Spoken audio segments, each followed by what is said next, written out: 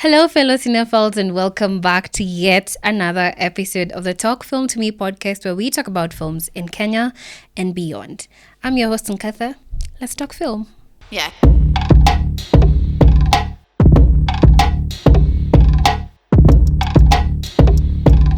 Today with me, I have Mr. Mungai. Mr. I knew he was going to say that. Let's not do that here. Okay, I'll let him introduce himself. Hi, my name is Mungai Kiroga. I am a scriptwriter, director, and producer. I'm also the internal producer at Docubox, the East Africa Documentary Film Fund. And I believe we're here to talk about films. Yes.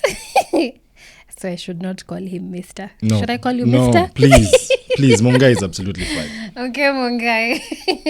So yeah, today I am still at Docubox, and I am hoping I am going to get the chance to talk about the Get Real films, to be specific, that are produced by Docubox, by Mungai Kiroga.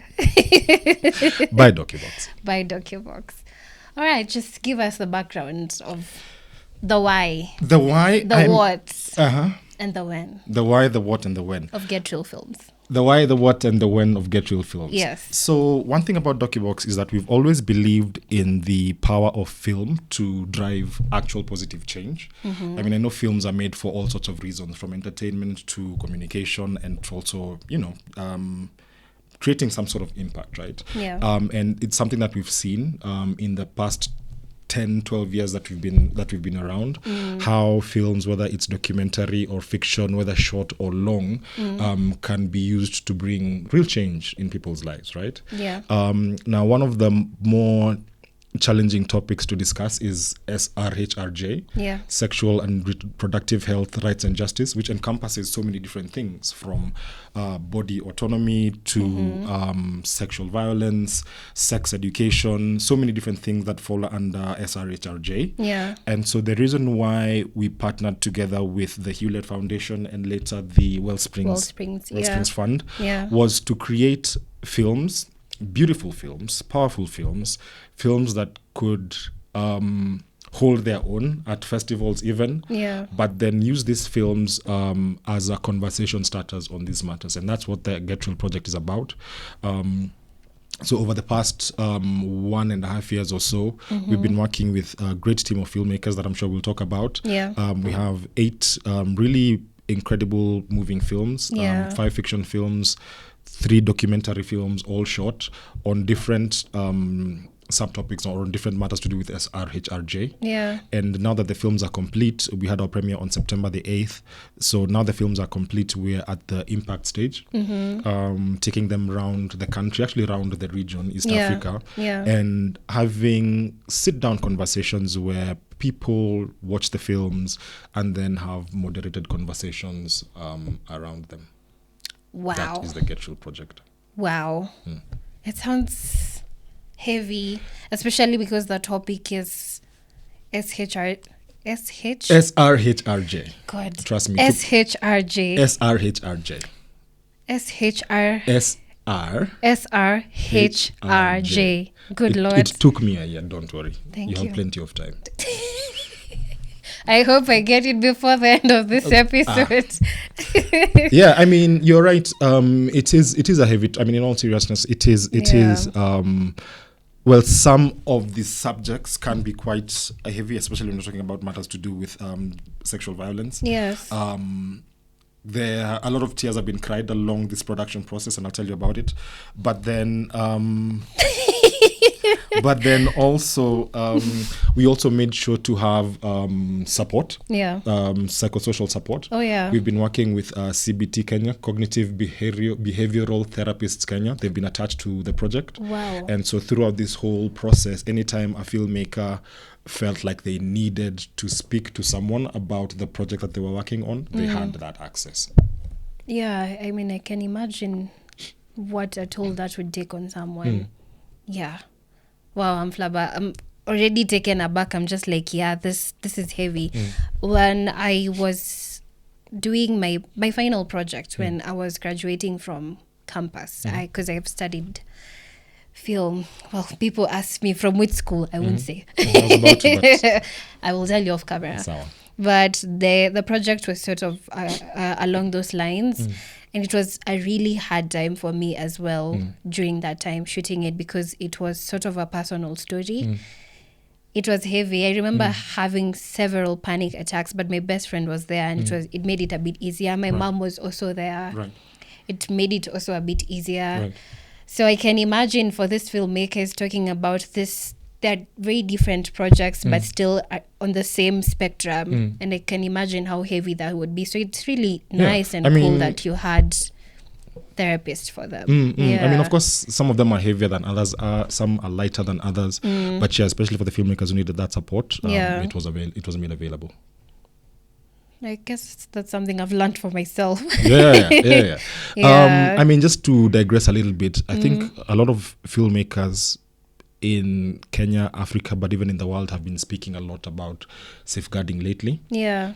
Just making sure that throughout the process of filmmaking, your physical, mental health is taken care of, both for yourself, for the people that you're working with. Yeah. In the case of documentaries, even fiction films, other people who are involved in the project are taken care of. So just as a side note, I feel like I'm very excited that that's a conversation that very many filmmakers are beginning to have. Yeah. And it's something that filmmakers are thinking about very consciously as they go into projects, which is something we need more of. Yeah. Whoa. Surprise question. Oh, God. Oh, God. Oh, God. Who is your favorite Kenyan producer apart from yourself? Who is my favorite Kenyan producer apart from myself? Yes. I think the person that everybody's eyes need to be on right now in the film industry would be Tony Kamau. Oh, yes. Her film Battle for Laikipia premiered on Do not Thursday last trigger my anger. I have been ranting about that project online, but yeah, go on. Sorry. But I think for me, beyond the film, it's also, well, there's bias because I know her through Docubox, right? But then also, like, it's her process as a filmmaker, both in terms of the way she researches on a project, how she works with the directors that she's working with, how she interacts with the subjects of her film. She's very intentional, very empathetic, and then of course we know that she's winning awards all over the world. Tony, please don't forget us. Usitusahau tafadhali. So I think that's definitely right now one of, I mean, I think she's at the top of her game as far as film producers. Of course, she's more into documentary nowadays. But yeah, I am also keeping an eye on another lady called June Wairegi. Oh, okay. June Wairegi works very closely with Omar Hamza, who I think is the film director to look out for in this country right now, if not this particular part of the world. Oh, wow. I think the two of them make such a very wonderful yin-yang pair of collaborators. Okay. So in terms of producers to look out for, Tony Kamau for sure, June Wairegi. Okay. Oh, wow. I will at least I've interacted with Tony's work. I will definitely look into June's work as well. You have seen some of her work? I am certain I have. You have seen some of her work? I am certain I have. On the Get Real project? Yeah. That makes yeah, I have. I Sukari. see. Do you remember watching Sukari? Yes. Yes. June and Omar. Okay. Mungai, I would like us to talk about the impacts of these two fundings, the Hewlett Foundation Fund and the Wellsprings Foundation Fund, and how they helped, pull these projects from just concepts and ideas to the reels, the films that they are right now. I mean, I think as an organization, it always helps to work with partners who genuinely care about the subject matter that they're working on. But then, especially for more foreign money, partners who are not overbearing, especially creatively. Yeah. And I think that's kind of like been the most rewarding part of working with Wellsprings and the Hewlett Foundation, that we developed the brief together. We developed the brief. We presented it to them. We discussed the different goals and parameters, and from then on, it's for us all they want to see is reports. Yeah. Right? They're not interested in telling us how to craft the films or which directions the films should take, because even as an organization, we don't believe in doing that. We believe in the independence of our filmmakers' stories. And so it's very rewarding when you work with partners who are supportive without interfering. So I think that's kind of like how it's felt for us. They were able to join the live stream during the premiere. And their feedback was incredible. They talked about how they felt emotionally. They talked about what they wished for the project moving forward. So having partners who genuinely care, I think for us is more important is actually very, very important. Okay, that's great. And now for these films, all of them don't come from Kenya, right? Please talk about the film diversity of that. Working with different people from different countries. I mean, I know we are all Africans, but our cultures, from the roots, we're all the same, but there's a difference that comes up with that. We found some differences along the way. Not with the filmmakers really, but in terms of like just the industries and how the different countries work and how, But let me first of all talk about the filmmakers. We have a team from Tanzania, a team from Uganda, a team from, there's one director from Burundi who's working with a producer from Rwanda who's originally from Burundi. So we call it the Burundi/Rwanda team. Okay.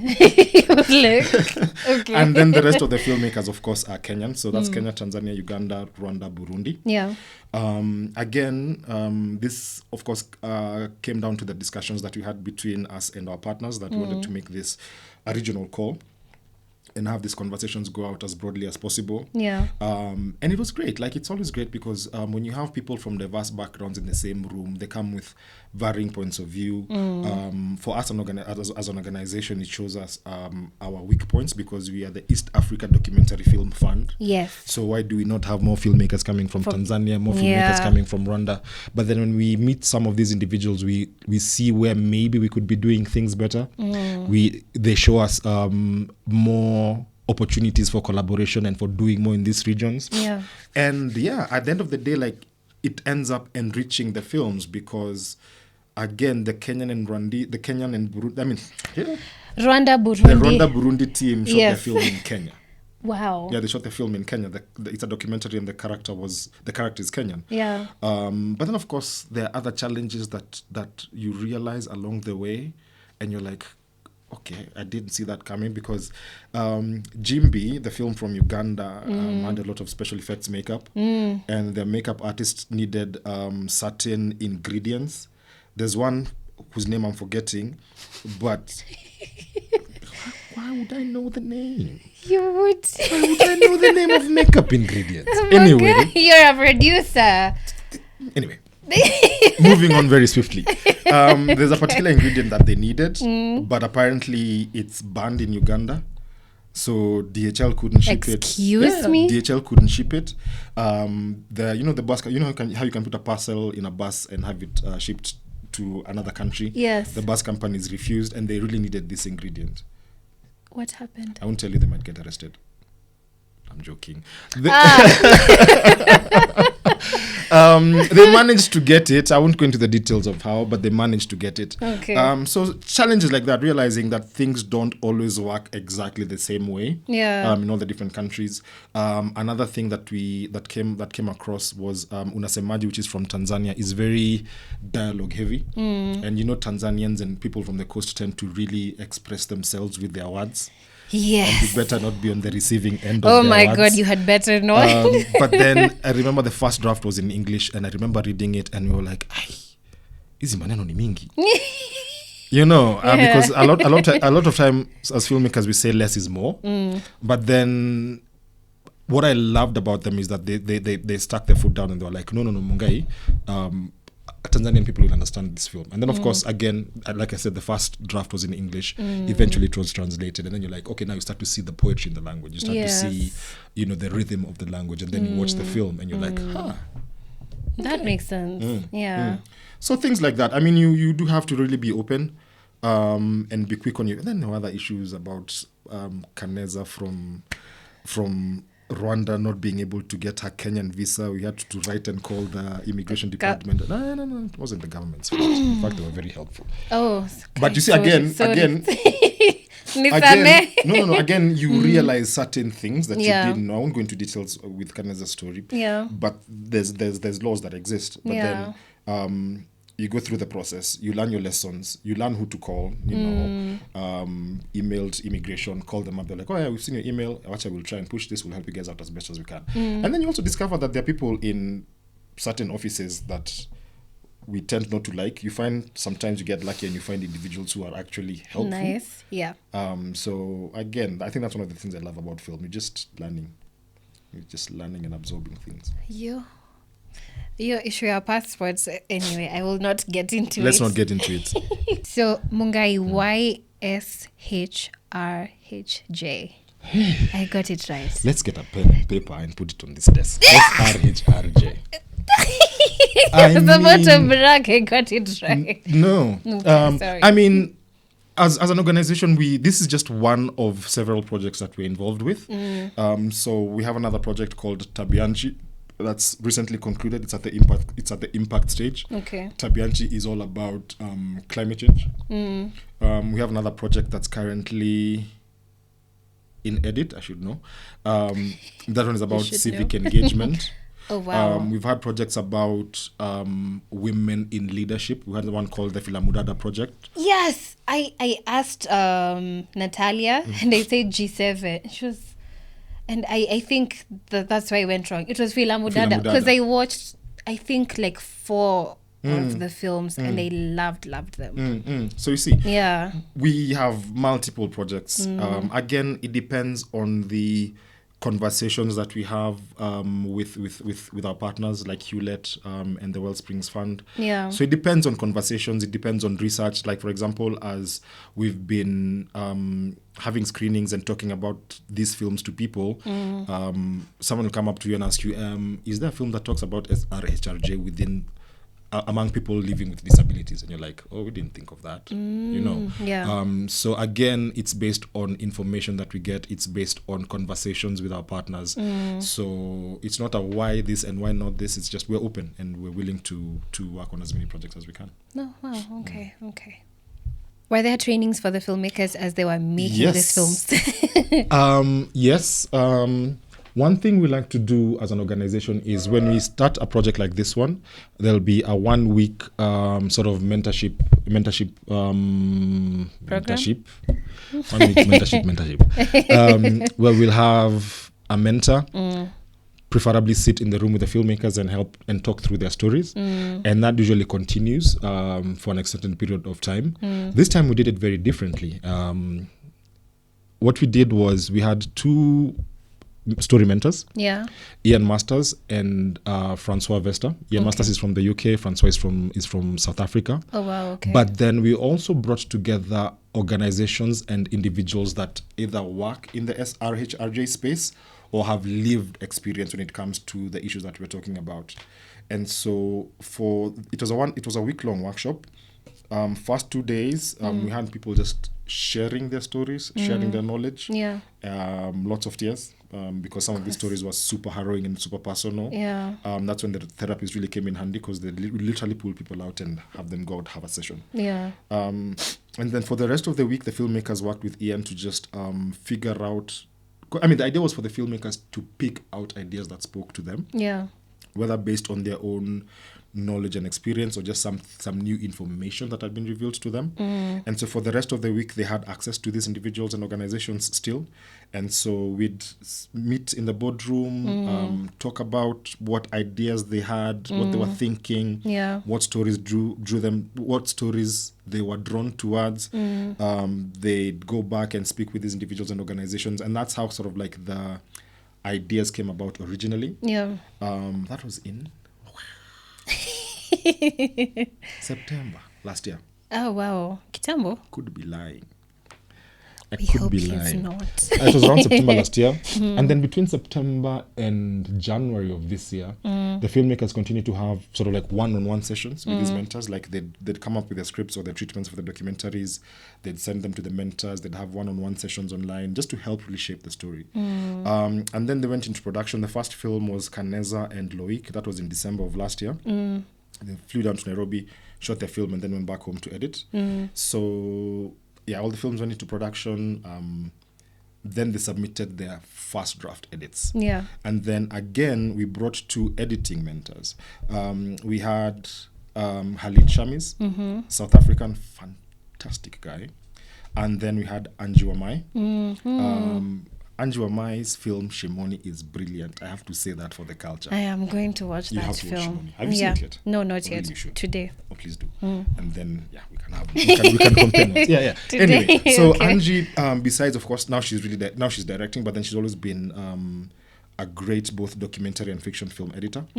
So again, Angie and Khalid spent another week with the editors and with the directors and their editors, filmmakers, directors and their editors. Yeah. Going through cuts, playing with different options, asking questions, and honestly, I think many of these films were made in the edit. Oh wow! I mean, the stories were there.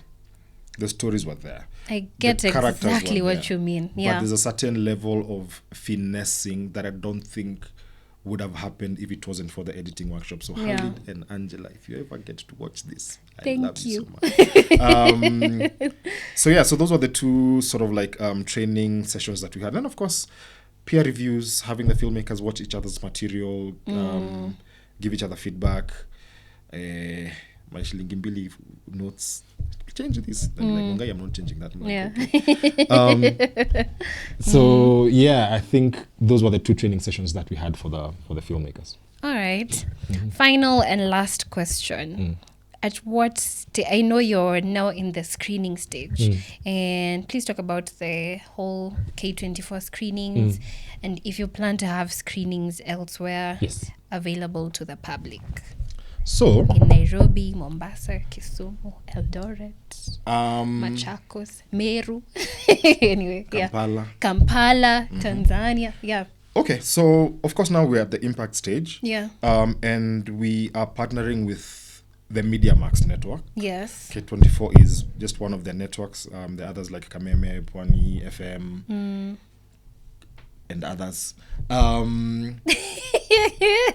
And the goal is we wanted to show all 8 films. Yeah. Basically, the idea is we have sort of like a public baraza where we invite people from the local community, right? Yes. And then we have a panel of experts on SRHRJ matters. And then, of course, we have Remy, their host, as well as Majibu, who is another one of their hosts. So we screen the film to the live audience and to the audiences at home. Yeah. And then the panelists and Remy have a conversation about the topic of that particular week. Okay. And this shows, originally the plan was to have 8 shows for all 8 films and have them go on air every 2 weeks. Yes. Unfortunately, because of budgetary reasons, because there are other things we need to do, this was brought down to 4 shows. Okay. The first one was in Rongai. Yeah. This Sunday, the 27th, will be in Mombasa County. Oh, wow. Okay. I've lied. No, you've not lied. No, I've missed something. We started in Rongai, then we went to Nyeri last weekend, but one. Yeah. And then this weekend we'll be in Mombasa. And then on the weekend of the 13th, the Sunday. November 13th? Yes, November 13th. Could be so wrong with that date. We'll be in Uteka Puchini. Yeah. Sunday, November 13th. Okay. We'll be in Kisumu County. We'll be in Kisumu County. Okay. And again, the idea is the public watches a film. We discuss the topic. The entire conversation is aired live at home. Individuals can join the conversation on Twitter. They can join the conversation on WhatsApp via K24's mobile number. Yeah. So that's one part of the impact campaign. Okay. Now, we had some idea. We had ambition. The idea was originally. Why are you putting it that way? Let me tell you. The idea was we'd screen a film on Sunday on K24. Then the rest of the week have screenings within that region. That was the plan. But then this was supposed to happen every 2 weeks. Yeah. But then we realized, again, it's good to have ambition. Otherwise, it is. But then we realized that it was going to be a bit too taxing on the team because we do also have other activities going on. So it would have split up the team. So it wasn't gonna work very, very effectively. So for the first 2 locations, we decided to just run with the K24 shows. Yeah. But for Mombasa, after the screening, we will have the other sort of like other screenings in other spaces. Yeah. And even for Kisumu, we'll do the same. We'll do the same thing. I hope that doesn't change after this goes onto YouTube. Then I look like a liar. But the idea is Thanks after. for being honest. But then the idea is on the 13th, we screen the film on in Kisumu on K24. Then the following week we have screenings. Okay. That said, even outside of this conversation that we've been having with K24 and the activities that we have, we are intentional about taking it to other counties. We will go back to Nyeri, we'll go back to Rongai, we'll do a lot of Nairobi screenings. We have been getting in touch with partners in Tanzania, Uganda, and Rwanda. Yeah. Because I don't think it'll be possible for us to go. Damn it. Yeah. Am I allowed to say that? It wouldn't be possible for us to go there physically. Yeah. So we've identified different partners who will run the screenings on our behalf. On your behalf there. Yes. Okay, yeah, that makes sense. There. Yeah. I do have to say, I have to say this. The screening in Nyeri was one of the most, I don't want to say beautiful because it was a very tough conversation, but it was beautiful because the topic was on,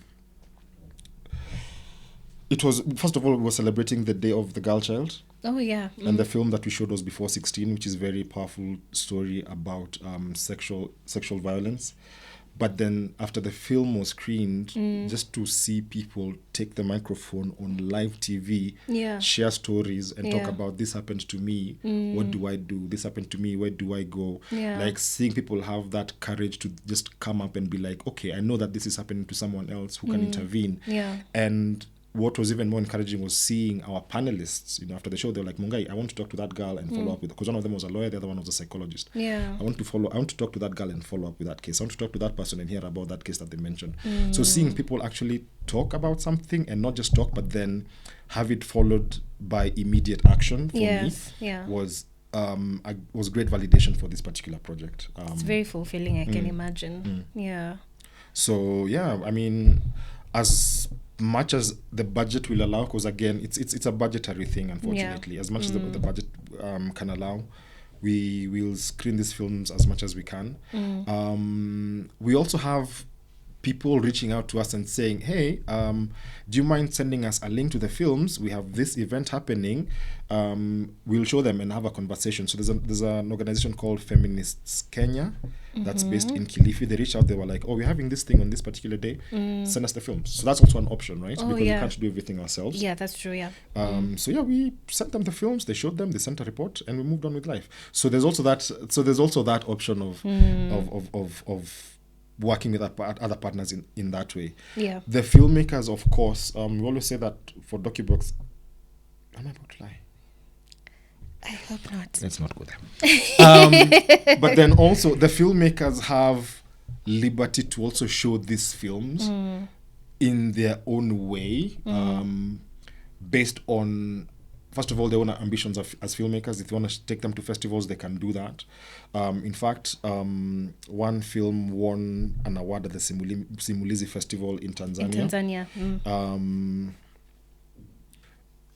Before 16, I think, has been accepted to Berlinale. Oh, wow. I think I saw an email like that this past week. Whoa, that's huge. So again, these films will be seen. Yeah. Because the filmmakers are also passionate about the work that they've done. They've done, yes. And they're also pushing them as much as they can. We may live stream them at some point. Woohoo! I was hoping to hear that. I won't lie. We've discussed we've had 2 live streams. Yeah. On the night of the premiere, we streamed the videos live. Yeah. I think 2 weeks later we had another live stream of all of the films. The discussion is after the K24 screenings, because again we want to be able to show all of the films. Yeah. Have another live stream so that more and more people can watch the films. Yeah. It's just that it gets a bit complicated when it comes to putting films online because of the whole festival run thing. Oh yeah, that's true. That's kind of like the thing we're trying to navigate. Okay. Oh wow, this has been very, thank God. It started out really heavy and I was afraid I was going to start crying at some point during this episode. But thank you so much for sharing this information. Honestly, I really hope they will be available to the public so that when we share this and somebody asks where they can get to watch it, I can have an answer for that. Right. Yeah. Anyway, thank you so much, Mungai, for your time. Thank you, Nkata. Thank you for hosting me here at Docubox. Karibu sana. Love and rockets. Karibu sana. We'll send an invoice. Truly appreciate it. I will share the links to where you can follow Docubox so that in case they announce where you can watch these films, you can get to know. Yes. Thank you so much, guys, for tuning in. Please follow Talk Film to Me podcast on Instagram, on TikTok, everywhere. Basically, I will put the links in the description box. Till next week, same time, same place. It's a wrap. Bye. Yeah.